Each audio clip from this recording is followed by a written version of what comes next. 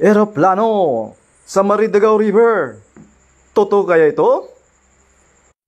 Mga kaibigan, ating tuklasin.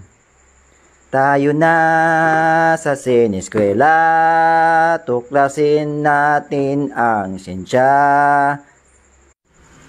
Mga kaibigan, isa po itong satellite image ng Google Earth. Hindi po ito real time kasi ang image na ito ay kinuha noong November 15, 2024. Napansin ko lang itong eroplano nung binabaybay ko yung boundary ng Bukidnon at ng probinsya ng Cotabato. Dito ay nakita ko mismo sa Maridagao River ang eroplano.